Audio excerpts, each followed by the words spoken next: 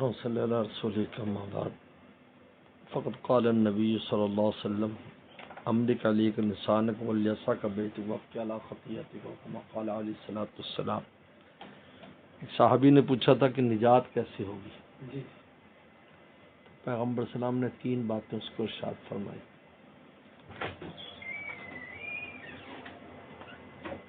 اچھا، اس قسم کی حدیث مبارکہ جس میں چند اعمال پر فلاح کی یا چند اعمال پر نجات کا جو وعدہ ہے، اس کا مطلب یہ نہیں ہوتا کہ وہ اسی میں ہی معصور ہے، لیکن وہ اعمال اس طرح بنیادی ہوتے ہیں کہ اس پر عمل سے سارے اعمال کی توفیقات ہو جاتی ہیں، کیونکہ بعض ایسی بے قاعدگیاں ہیں کہ جو سارے اعمال کو ضائع کرتی ہیں۔ اس سے پیغمبر صلی اللہ علیہ وسلم نے فرمایا کہ 3 کام کر رہے ہو تو میں نجات۔ سب سے پہلے عملی کالی کا لسانک، اپنی زبان کی حفاظت کرو، سب سے پہلے فرمایا۔ زبان کی بے قاعدگی جو ہے نا، وہ دل کے نور کو اور اعمال کے نور کو ختم کرتی ہے۔ عملی کے اس پر قابو رکھو، زبان پر۔ تو فرمایا کہ ولیسع کا بیتوں کا، تمہارا گھر تمہارے لیے وسیع ہو جائے۔ کیا مطلب؟ بلا وجہ گھر سے باہر رہنا اور گھر سے باہر وقت گزارنا، آوارہ گردی کرنا، یہ اسلام میں پسندیدہ نہیں ہے۔ حدیث شریف میں آتا ہے جب انسان کسی کام کے لیے جائے، جب اس کی ضرورت پوری ہو جائے تو فوراً واپس آ جائے، فلیرجع الی اہلہ، اپنے گھر واپس ہے۔ اچھا، گھر کی 4 دیواری بڑی عجیب ہے۔ اگر جھونپڑی بھی ہے اگر انسان کی، اس میں جو اس کی حفاظت ہے وہ قلعے میں نہیں ہے۔ اللہ نے ہر آدمی کے لیے جو گھر بنایا ہے جہاں وہ بال بچوں سے رہے، تو اس کی جو غیبی حفاظت کا نظام ہے وہ کہیں نہیں ملے گا۔ اگر وہ کسی قلعے میں، کسی محل میں رات گزارے اپنے گھر کو چھوڑ کر، اس کی وہاں حفاظت نہیں ہے، یہاں حفاظت ہے۔ جو ٹوٹے پھوٹا بوریا ہے، جیسا بھی مکان ہے، اللہ تعالیٰ نے ہر گھر میں ایک عجیب و غریب حفاظت کے نظام رکھا ہے انسان کے ساتھ۔ وہیں اس کا رزق روٹی بھی اترتا ہے، وہیں خیر و برکات ہے، وہیں اس کی حفاظت ہے۔ تو ولیسع کا بیتو۔ اچھا، اب گھر میں دل کیوں نہیں لگتا لوگوں کا؟ اس کی بھی وجہ یہ لکھی ہے کہ اس کی وجہ یہ ہے کہ انسان جو ہے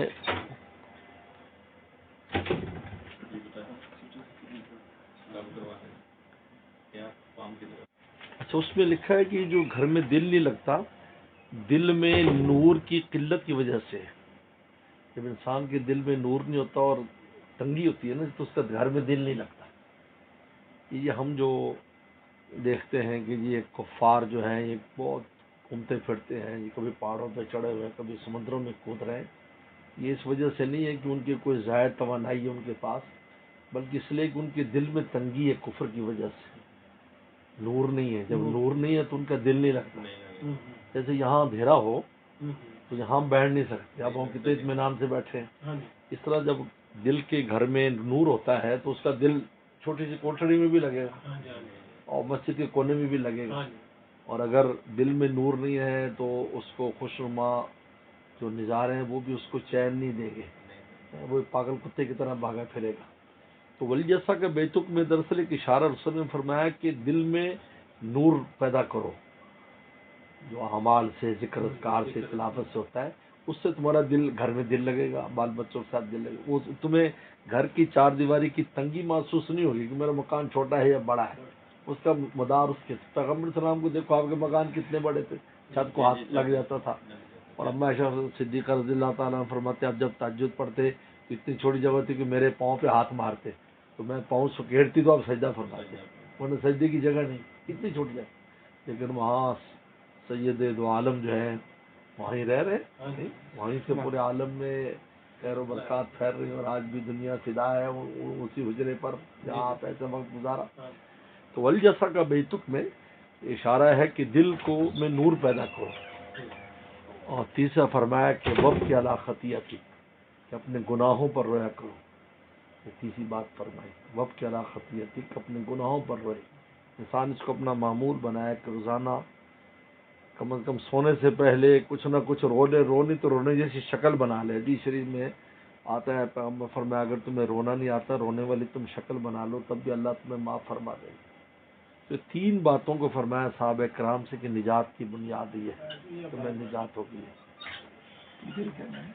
زبان کی حفاظت کرو اور گھر میں کی چار دیواری وسیع ہو جائے اور اپنے خطاؤں پر رو۔ اچھا، رونے کی 5 قسمیں لکھی ہیں حدیث میں۔ ایک حدیث میں مانگا گیا اللہ مجھے ایسی آنکھیں دے جو ایسے برسیں جیسے موسلادھار بارش ہو، یہ بھی ایک رونا ہے۔ دوسرا رونا آتا ہے کہ حدیث شریف میں کہ مکھی کے سر جتنا آنسو نکل جائے اور آدمی اس کو مل لے تو وہ جہاں جہاں لگ جاتا ہے وہاں دوزخ حرام ہو جاتا ہے۔ اور تیسرا رونا یہ ہوتا ہے کہ حدیث شریف میں آتا ہے کہ ایک آدمی اللہ کو یاد کر رہا ہے، ذکر تلاوت کرتا ہے، تو اس کی آنکھوں سے ایک آنسو نکل کر زمین پر گر گیا، پر میں اس کو عرش کا سایہ ملے گا جس دن کسی شے کا سایہ نہ ہو۔ اور چوتھا رونا یہ ہے کہ رونے جیسی شکل بنا لو۔ اور 5واں رونا یہ ہے کہ دل روتا ہے، آنکھ نہیں رو رہی۔ آنکھ تو آنکھ نظر نہیں آ رہا، لیکن انسان کا دل رو رہا ہے کوتاہی پر، اپنی نالائقی پر، اللہ تعالیٰ کے سامنے حضور میں کہ میں کتنا نالائق انسان، دل رو رہا ہے۔ یہ 5 قسم کے رونے حدیث شریف میں آتا ہے کہ پانچوں رونے اللہ تعالیٰ کی مدد وب کی اعلیٰ خطیت، اور میں اپنے گناہوں پر رویا کرو۔